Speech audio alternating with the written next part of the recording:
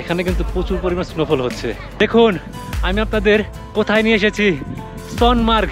এই যে দেখুন বরফ, এই সোনমার্গেই সালমান খানের সেই বিখ্যাত ছবি বাজরাঙ্গি ভাইজানের শুটিং করা হয়েছিল।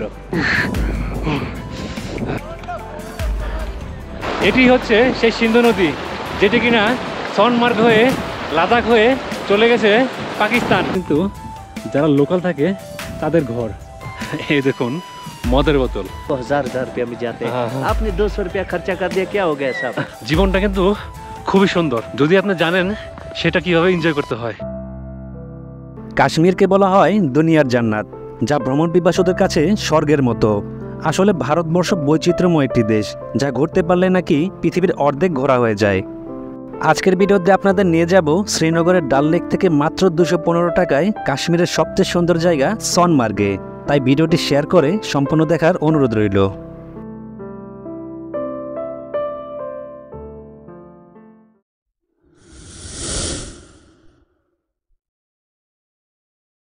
Hello guys, welcome back to my new blog video. এখন আমি আছি কাশ্মীরের গ্রীষ্মকালীন রাজধানী শ্রীনগরে, আর আমার পিছে কিন্তু দেখতে পাচ্ছেন ডাল লেক। আজকে আমি আপনাদের নিয়ে যাব কাশ্মীরের প্রধান আকর্ষণ সোনমার্গে, যা কিনা কাশ্মীরের ডাল লেক থেকে 80 কিলোমিটার দূরে অবস্থিত। সোনমার্গে কিন্তু এখন প্রচুর পরিমাণ ঠান্ডা, আর এখন কিন্তু প্রচুর পরিমাণ স্নোফল হচ্ছে। তো আজকের ভিডিওতে আমি আপনাদের নিয়ে যাব সোনমার্গে একদম কম খরচে। তো পুরো ভিডিওটি দেখার অনুরোধ রইল। এখন আমি যে জায়গাটিতে আছি এটাকে বলা হয় ডাল গেট। দেখুন এই রাস্তাটি চলে গেছে ডাল লেকের দিকে, ঘাট নম্বর 1-এর দিকে, আর এই রাস্তাটি চলে গেছে একদম বাস স্ট্যান্ডের দিকে, আর এটি চলে গেছে একদম ওদিকে দিয়ে হজরতবল মসজিদ ওদিকে। আমরা কিন্তু এখন এই রাস্তা ধরে যাব প্রথমে হজরতবল মসজিদ। এখান থেকে আপনারা 15 টাকা ভাড়া দিয়ে আপনারা চলে যাবেন হজরতবল মসজিদ। সেখান থেকে আবার শেয়ার ট্যাক্সি করে আমরা সোনমার্গে চলে যাব। তো আমরা এখন বাসের জন্য ওয়েট করছি।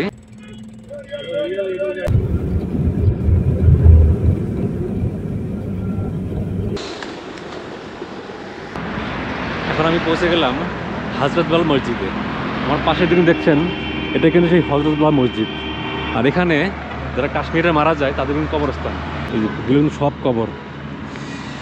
তো এখান থেকে আমি আবার শেয়ার ট্যাক্সি করে এখান থেকে চলে যাব কাঙ্গান, মানে হজরতবল মসজিদ থেকে আমরা চলে যাব কাঙ্গান। আর ডাল লেক থেকে আমরা কিন্তু হজরতবল মসজিদ পর্যন্ত আসলাম মাত্র 15 টাকায়, আর এখান থেকে শেয়ার ট্যাক্সি করে আবার যাব কাঙ্গান। তাহলে চলুন দেখি এখান থেকে কোন গাড়িটা পাওয়া যায়।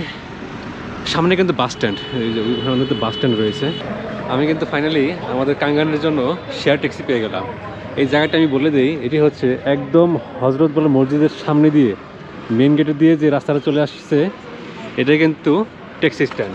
এখান থেকে আপনারা কাঙ্গানের জন্য শেয়ার ট্যাক্সি পেয়ে যাবেন। আর এই ট্যাক্সি করে আমি এখন যাব কাঙ্গান, আর কাঙ্গান থেকে চলে যাব সোনমার্গ। ये चीन का है यहाँ। हाँ। এখন আমি পৌঁছে গেছি কাঙ্গান নামক জায়গায়। হজরতবল মসজিদ থেকে এই কাঙ্গান পর্যন্ত আসতে আমার সময় লাগলো 1 ঘন্টার মতো, আর ভাড়া পড়েছে মাত্র 80 রুপি। আর এখান থেকে আবার শেয়ার ট্যাক্সি করে আমরা চলে যাব সোনমার্গ।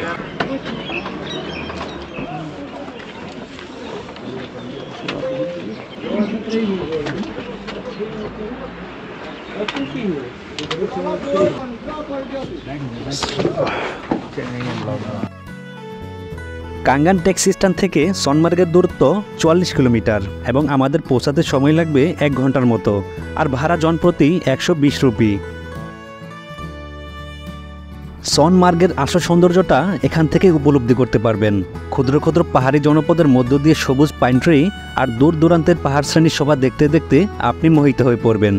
আর এই পুরো আঁকাবাঁকা পাহাড়ি পথের সঙ্গে থাকবে দামাল সিন্ধু নদী।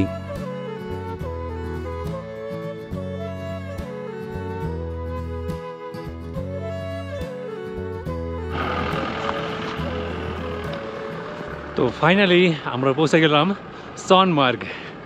কাঙ্গান থেকে আমাদের সোনমার্গ পর্যন্ত ভাড়া পড়লো শেয়ারিং ট্যাক্সিতে 120 রুপি। তার মানে ডাল লেক থেকে আমরা সোনমার্গ পর্যন্ত আসলাম মাত্র 215 টাকায়। তো এর থেকে কমে এখানে আসা সম্ভব না। অনেকে কিন্তু এই নিচে থেকে যেখানে ট্যাক্সি নামিয়ে দেয় সেখান থেকে থাজিয়াস গ্লেসার পর্যন্ত যদি আপনারা ঘোরা নেন তাহলে আপনাদের পড়বে 1000 থেকে 1500 টাকা। কিন্তু আমি এখন আপনাদের ট্রেকিং করে থাজিয়াস গ্লেসিয়ার পর্যন্ত নিয়ে যাচ্ছি। ফাইনালি আমি কিন্তু এসে পড়লাম আমাদের সেই কাঙ্ক্ষিত পয়েন্ট সনমার্গ। আর দেখুন পুরো পাহাড় কিন্তু পুরো পাহাড় একদম বরফ দিয়ে ভরা। আর এখানে কিন্তু প্রচুর ঠান্ডা, মানে হাত আমার পুরো জমে যাচ্ছে, নিঃশ্বাস নেওয়া যাচ্ছে না। আর এই বরফ কিন্তু খুবই স্লিপ, অনেকে কিন্তু এখানে স্লিপ খেয়ে কয়েকজন পড়ে গেছে। আমাদেরকে সাবধানে যেতে হবে। গত বছর যখন আমি আসছিলাম এখানে স্লিপ খেয়ে আমার হাত কিন্তু আমার কেটে গেছিলো, তো আমাদের সাবধান থাকতে হবে। কত উপরে! এখন আমরা আছি মাটি থেকে 9000 ফুট উপরে সনমার্গে। আর সনমার্গে অনেক বরফ, দেখুন একদম সাদা বরফ।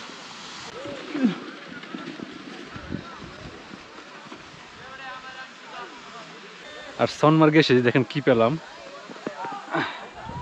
এই দেখুন মদের বোতল। তো মানুষ এত উপরে এসেও এই মদের বোতলগুলো এখানে ফেলে দেওয়া যায়। পাহাড়ের উপরে উঠতে উঠতে আমি হাঁপিয়ে গেছি।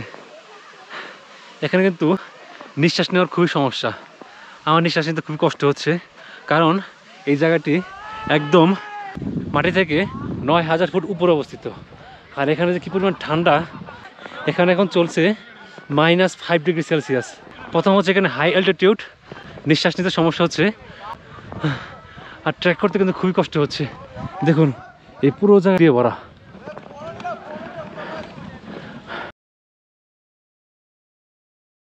দেখলেন তো এখানে অনেকে স্লাইস গাড়ি দিয়ে অনেক অ্যাক্টিভিটি করছে। আপনারা চাইলে এখানে এসে এগুলো করতে পারেন। আমি জিজ্ঞেস করলাম আপনাদের উপর থেকে নিচে পর্যন্ত নিয়ে যাবে 100 রুপি। এখন আমি আরও উপরে যাব, উপর থেকে ভিউটা কেমন হয়। সনমার্গে কিন্তু মানুষ দেখুন কি পরিমাণে ছোট বাচ্চাদের মতো খেলাধুলা করছে।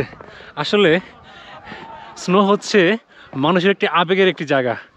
তো আমাদের দেশে তো স্নো পাওয়া যায় না, পুরো ইন্ডিয়াতে কিন্তু স্নো নেই।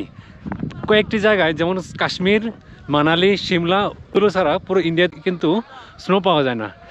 আসলে মানুষ কিন্তু বরফ পেলে বুড়ো মানুষও ছোট বাচ্চা হয়ে যায়। আর এখন দেখুন আমাদের কিন্তু স্নোফল হচ্ছে, এই দেখুন স্নো। ওই ওই দেখুন মানুষ কত আনন্দ করতেছে, যারা বন্ধুর সাথে আসছে। অনেক কিন্তু স্লাইস গাড়ি, অনেক কত কিছু করছে, এখানে কত মজা করতেছে।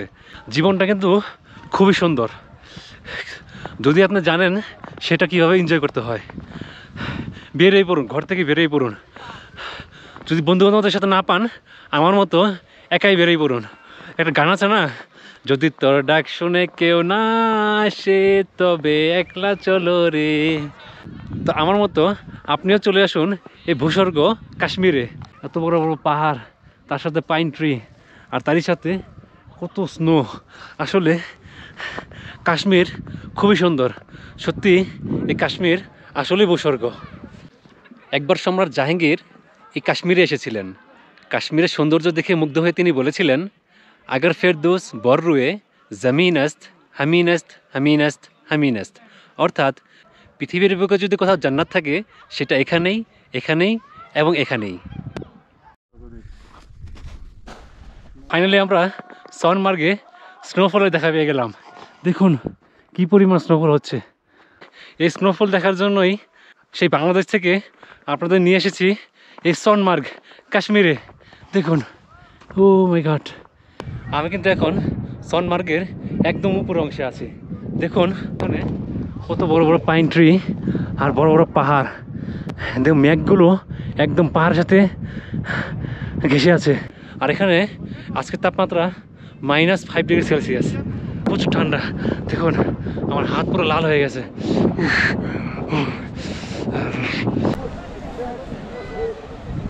এটা হচ্ছে ঘোড়ার স্ট্যান্ড। নিচ থেকে যারা ঘোড়ায় ওঠে তাদের কিন্তু এই স্ট্যান্ডে নামিয়ে দেয়। এটি হচ্ছে সেই সিন্ধু নদী, যেটি কিনা সনমার্গ হয়ে লাদাখ হয়ে চলে গেছে পাকিস্তান। আর দেখুন এখানে পানির স্রোত কিন্তু অনেক, দেখুন ওই এগুলো সবই বরফ গলা পানি।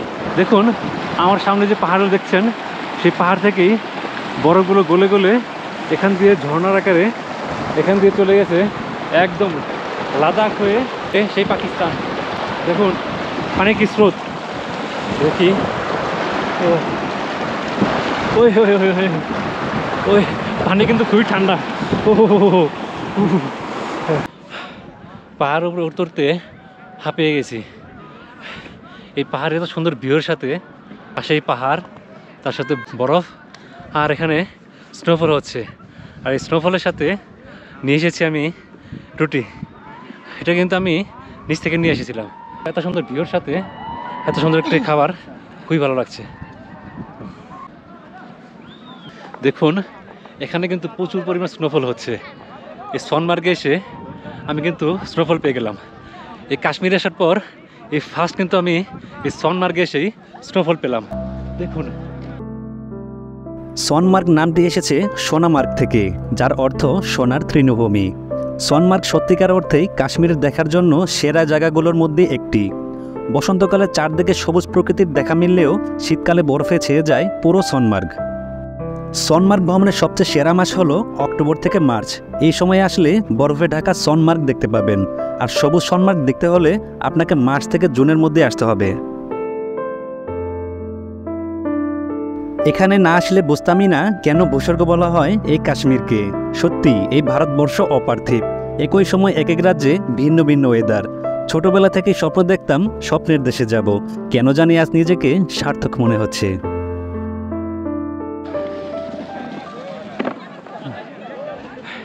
এখানে কিন্তু আপনারা এলে এর স্লাইড বোর্ডে করে আপনারা কিন্তু ভ্রমণ করতে পারবেন। স্লাইড বোর্ডের ভাড়া 100 রুপি। আপনাদের উপর থেকে এই নিচ পর্যন্ত নিয়ে আসবে 100 রুপি। তাছাড়া আপনারা যদি স্কেটিং করতে পছন্দ করেন তাও কিন্তু করতে পারবেন। এখানে কিন্তু 400-500 করে এক একজনের কাছ থেকে তারা নিচ্ছে। नहीं नहीं करना नहीं नहीं नहीं नहीं नीचे किया था।